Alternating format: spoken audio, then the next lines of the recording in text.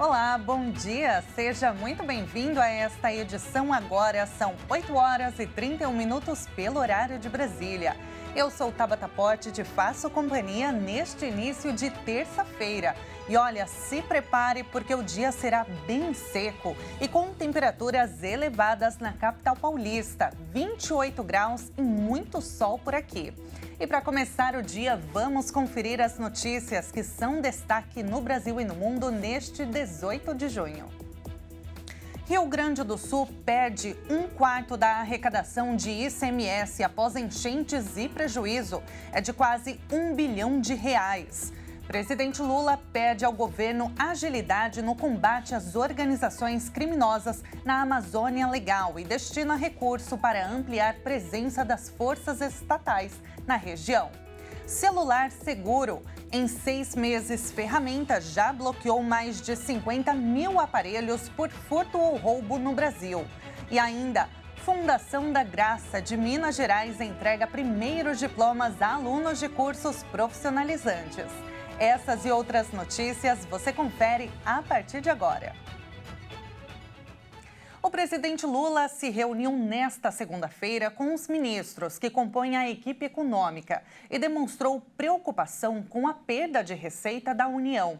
A ministra do Planejamento, Simone Tebet, contou os detalhes desse encontro. Acompanhe.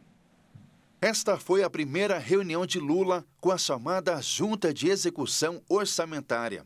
O encontro contou com a participação dos principais nomes da área econômica, como o ministro da Fazenda, Fernando Haddad, e a ministra do Planejamento, Simone Tebet. O objetivo foi discutir o cenário fiscal e possíveis medidas de reequilíbrio para as contas públicas. Segundo números do Tesouro Nacional, a carga tributária, ou seja, a proporção entre os impostos pagos e a riqueza total do país, somou 32,44% do Produto Interno Bruto do ano passado. No último ano, a arrecadação da União, dos estados e dos municípios somou 3,52 trilhões, enquanto o PIB em valores correntes totalizou em 10,85 trilhões. Após a reunião, a ministra Simone Tebet destacou que o presidente pediu para que os ministros criem alternativas para conter as renúncias fiscais e tributárias. São duas grandes preocupações, né? Óbvio, o crescimento da Previdência, dos gastos da Previdência e o crescimento dos gastos tributários da renúncia. Eu gostaria só de reforçar que no próprio relatório isso fica claro, que há uma intersecção entre os dois aumentos, porque o aumento do gasto da Previdência está relacionado também ao aumento da renúncia dos gastos tributários, né? Então, você pega, por exemplo, agora esse ano a discussão da desoneração da folha dos municípios, da Previdência, e isso impacta no déficit da Previdência. Então, esses números foram apresentados para o presidente, ele ficou extremamente impressionado, mal impressionado, com o aumento dos subsídios, que está batendo quase 6% do PIB do Brasil. Então, nós estamos falando da renúncia fiscal tributária, mas também das renúncias aqui dos benefícios financeiros e creditícios. E quando nós colocamos os três na conta, a gente tem que somar os 519 bi que o Haddad falou, dá um total de 646 bi. E nos deu aí o tempo para que a gente possa se debruçar nesses números, sair com alternativas, e é isso que nós vamos fazer. O Boletim Econômico Tributário da Receita Estadual do Rio Grande do Sul, publicado na última sexta-feira, revelou que o valor de arrecadação do ICMS nos primeiros 12 dias de junho chegou a apenas 1,68 bilhão de reais. A expectativa era de que chegasse a 2,67 bilhões. Essa diferença representa uma redução de 37% e reflete as operações realizadas em maio. Com base em notas fiscais de consumidor eletrônicas emitidas nos períodos da tragédia climática, foi identificado o aumento no valor dos alimentos. Na comparação entre uma semana antes e depois dessa tragédia climática por conta das chuvas, houve aumento de 55,8% no preço da batata e 47% no preço do tomate, por exemplo. O repolho e o leite aparecem, aliás, em seguida, com um crescimento de mais de 20%. E, enfim, chegamos na última semana de outono. Na próxima sexta-feira vai começar o inverno. Mas até lá, o brasileiro deve enfrentar temperaturas altas para esta época do ano. Um fenômeno chamado de veranico.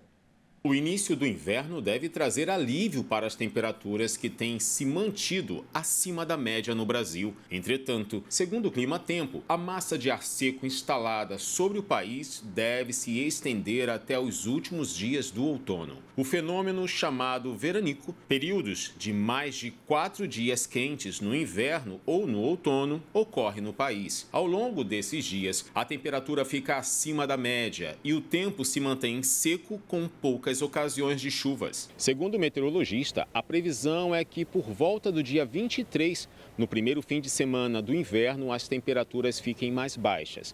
Mas para quem gosta de frio, esse não deve ser o padrão para a estação.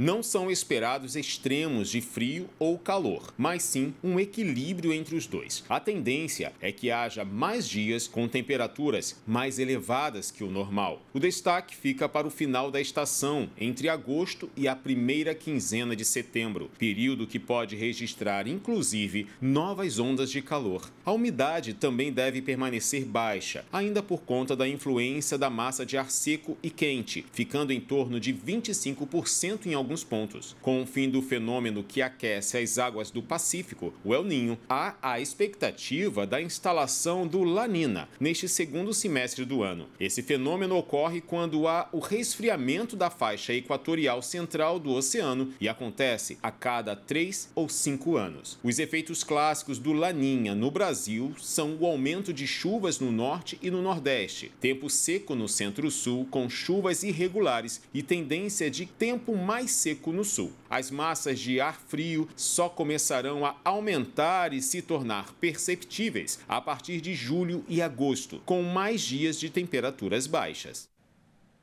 E o presidente Lula pediu ao governo agilidade no combate às organizações criminosas na Amazônia Legal, que contribuem para o desmatamento na maior floresta tropical do mundo.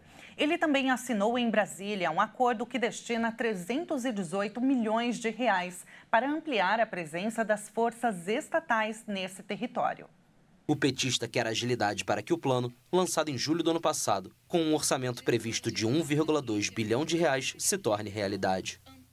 Se levar mais um ano, a gente vai terminar o mandato sem colocar em prática o nosso plano. Então, o que eu quero fazer um apelo aos companheiros que vão executar isso, é que é preciso ser rápido. É preciso passar por cima dos manuais. O Plano Amazônia Segurança e Soberania contempla um reforço no equipamento, como lanchas e helicópteros, para combater as organizações criminosas que derrubam e queimam a floresta. O acordo foi feito entre o Banco Nacional de Desenvolvimento Econômico e Social e o Ministério da Justiça e Segurança Pública, e os recursos vêm do Fundo Amazônia, financiado principalmente pela Noruega e Alemanha. O plano de segurança inclui também a instalação em Manaus, coração da Amazônia Legal, de um centro de cooperação policial internacional, com funcionários de inteligência dos 9 países com território na enorme floresta. A ministra do Meio Ambiente e Mudança do Clima, Marina Silva, disse que o aumento da capacidade da vigilância do Estado permitiu a redução do desmatamento pela metade em 2023, primeiro ano do retorno de Lula ao poder, mas reiterou o chamado aos demais países para frear a poluição. Se o mundo não fizer a sua parte, reduzindo a emissão de CO2 em função do uso de combustível fóssil, nós vamos perder a Amazônia do mesmo jeito, porque ela pode entrar num processo de savanização. Em seu terceiro mandato como presidente, Lula prometeu acabar com o desmatamento ilegal no Brasil até 2030. No Pantanal, o fogo já consumiu uma área 2 vezes maior que a cidade de São Paulo neste ano. De 1º de janeiro até o último domingo, mais de 338 mil hectares do bioma já foram consumidos pelas chamas.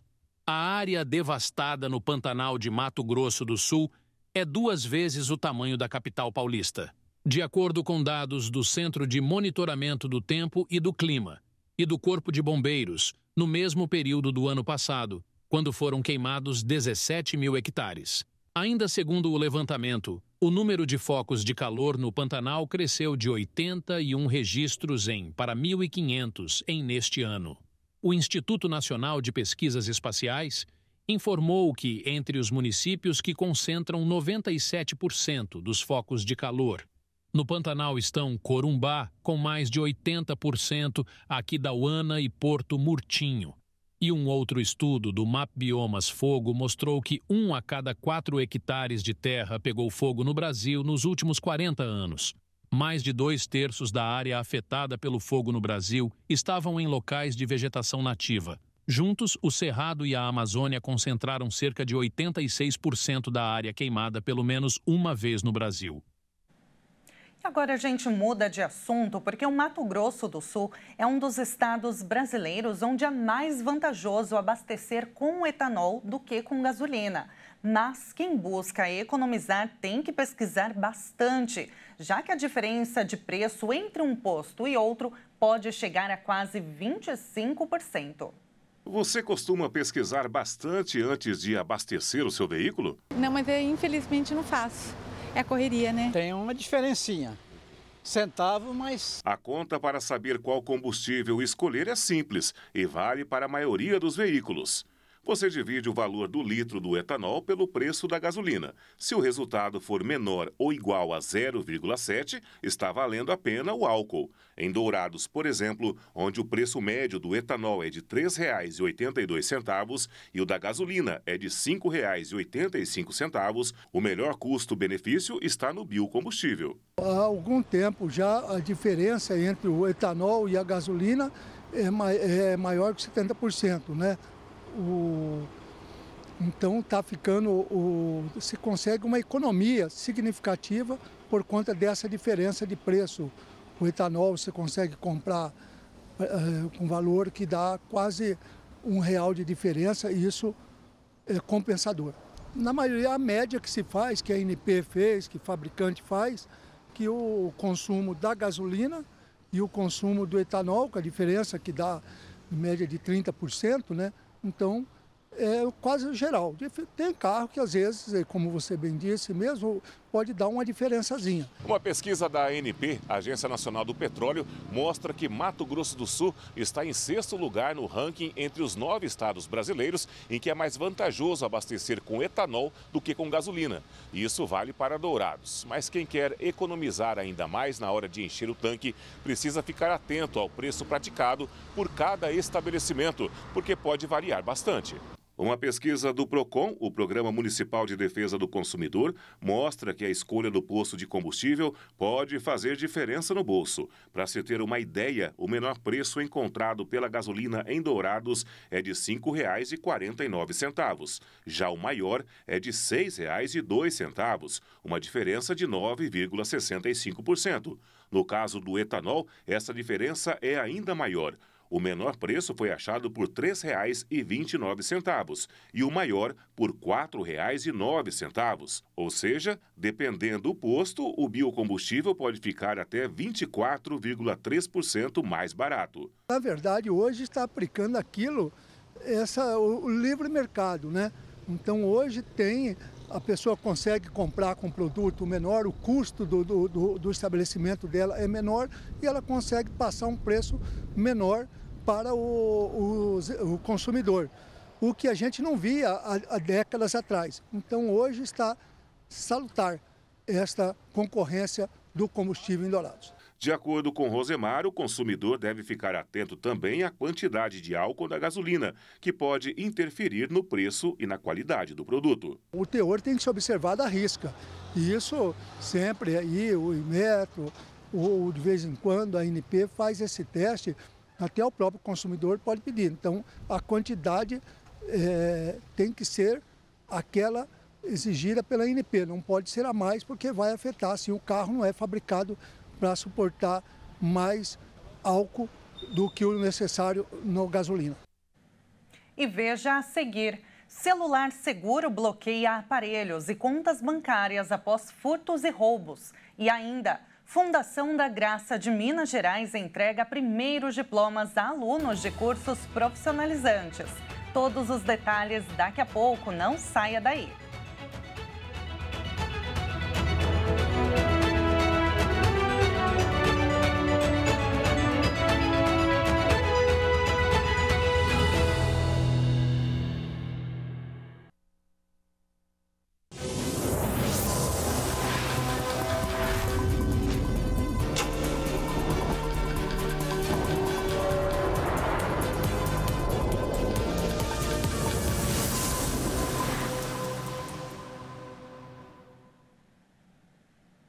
nós estamos de volta com as principais notícias desta terça-feira. O celular seguro acaba de completar 6 meses de existência e, nesse período, a ferramenta já bloqueou mais de 50 mil aparelhos por furto ou roubo. Até agora, mais de 2 milhões de pessoas se cadastraram na ferramenta do governo federal, criada para inibir crimes de roubo e furto de smartphones no Brasil. Com o celular seguro, as vítimas conseguem bloquear os aparelhos e também as contas bancárias após uma ocorrência. Desde o lançamento do sistema, foram registrados 56 mil bloqueios, mas não todos relacionados a crimes. Quase 44 mil foram bloqueados por roubo e furto, mas o restante foi por perda do aparelho. Só que o governo federal informou que os pedidos de bloqueio vêm caindo nos últimos meses, o que sugere que a ferramenta pode estar alcançando os resultados esperados. Para facilitar o cadastro de usuários, o Ministério da Justiça fez uma atualização no sistema no último mês de abril. De lá para cá, basta informar o número do telefone com DDD, a operadora e a marca do aparelho para registrá-lo ao programa, depois de baixar o aplicativo no celular, é claro, e acessá-lo por meio do CPF e a senha da conta gov.br. Outra atualização que a ferramenta sofreu foi sobre os dados que devem ser bloqueados com o acionamento do celular seguro. Agora é o dono do aparelho que escolhe bloquear tudo ou só os aplicativos do banco, por exemplo. Antes era tudo bloqueado automaticamente. E só para deixar claro, em caso de roubo ou perda do celular, para quem está cadastrado na ferramenta, o acesso ao celular seguro para informar a ocorrência deve ser feito por meio de outro aparelho ou então por um computador. E a Fundação da Graça de Minas Gerais entregou os primeiros diplomas para os alunos que entraram nos cursos profissionalizantes abertos logo depois da pandemia. Alguns já estão trabalhando, mas outros ainda não, mas desenvolveram um talento para novas empreitadas. A formatura das primeiras turmas 2023 da Fundação Graça de Deus de Minas Gerais foi realizada no Teatro Municipal de Santa Luzia, na região metropolitana de Belo Horizonte. Os alunos do curso de música apresentaram seus talentos musicais desenvolvidos durante as aulas. Os formandos do curso de informática, violão, inclusão digital e manicure comemoraram com muita festa e animação. Onde a igreja está, ela promove transformações de vidas. E a transformação de vida também vem por esse trabalho social que a igreja implanta. Através da Fungraça, a gente vai alcançando as comunidades, vai abençoando as pessoas dessa forma, oferecendo os cursos gratuitamente, e isso faz uma diferença.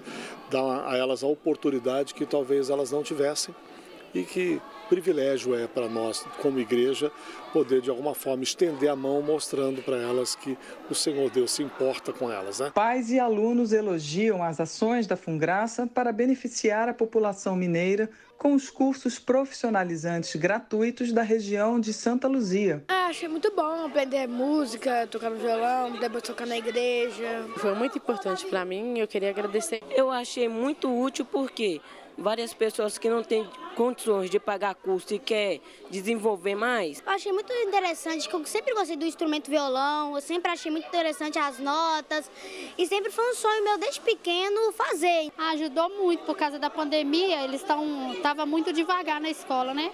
E eles teve um avanço muito grande. E os outros que estavam tudo à toa em casa, tá fazendo violão, informática, então é um incentivo a mais para eles para o futuro. Kelly Cristina já está trabalhando após concluir o curso de manicure. Eu já fazia alguns pequenos trabalhos, né, como esmaltação e decoração.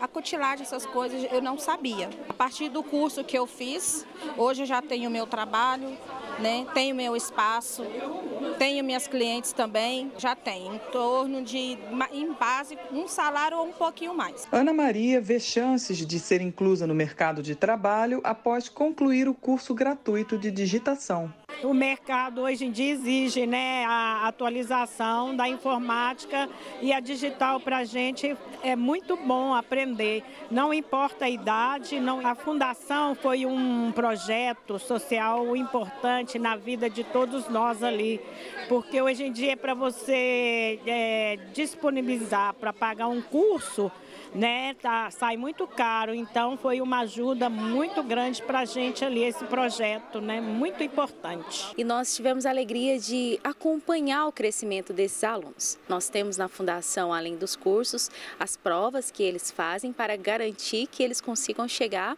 até o final com excelência. E chegaram. Eles conseguiram, fizeram as provas, estão capacitados até mesmo para o mercado de trabalho.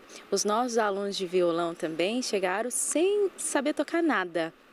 E hoje terminaram o curso de violão, mas também já querem fazer teclado ou bateria, que é o curso que nós já estamos colocando agora para ampliar as oportunidades. A Fungraça pretende dobrar o número de alunos a serem formados até o final de 2024. Com a abertura de novos cursos e novas turmas. A Fungraça tem a capacidade de fazer um trabalho muito maior do que está sendo feito, né? E esse ano agora é ano de expansão, então também nos anos futuros se pensa em expandir ainda mais, né? Chegando a cada uma das regiões aqui de Belo Horizonte e regiões, no caso vizinhas, né? A região metropolitana, levando esse trabalho que eu acho que as necessidades são muitas e quanto mais pudermos expandir, será melhor.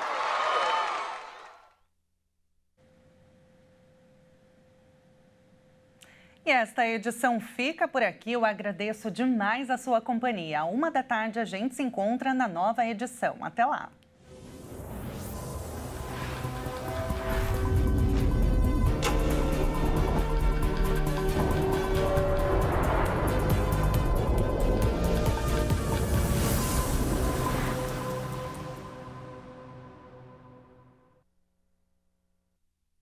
O petista quer agilidade para que o plano, lançado em julho do ano passado, com um orçamento previsto de 1,2 bilhão de reais, se torne realidade. Se levar mais um ano, a gente vai terminar o mandato sem colocar em prática o nosso plano. Então, o que eu quero fazer um apelo aos companheiros que vão executar isso, é que é preciso ser rápido. É preciso passar por cima dos manuais. O Plano Amazônia, Segurança e Soberania contempla um reforço no equipamento, como lanchas e helicópteros, para combater as organizações criminosas que derrubam e queimam a floresta. O acordo foi feito entre o Banco Nacional de Desenvolvimento Econômico e Social e o Ministério da Justiça e Segurança Pública, e os recursos vêm do Fundo Amazônia, financiado principalmente pela Noruega e Alemanha. O plano de segurança inclui também a instalação em Manaus, coração da Amazônia Legal, de um centro de cooperação policial internacional, com funcionários de inteligência dos 9 países com território na enorme floresta. A ministra do Meio Ambiente e Mudança do Clima, Marina Silva, disse que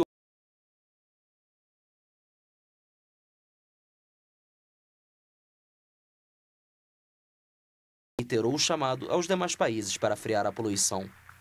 Se o mundo não fizer a sua parte, reduzindo a emissão de CO2 em função do uso de combustível fóssil, nós vamos perder a Amazônia do mesmo jeito, porque ela pode entrar num processo de savanização. Em seu terceiro mandato como presidente, Lula prometeu acabar com o desmatamento ilegal no Brasil até 2030.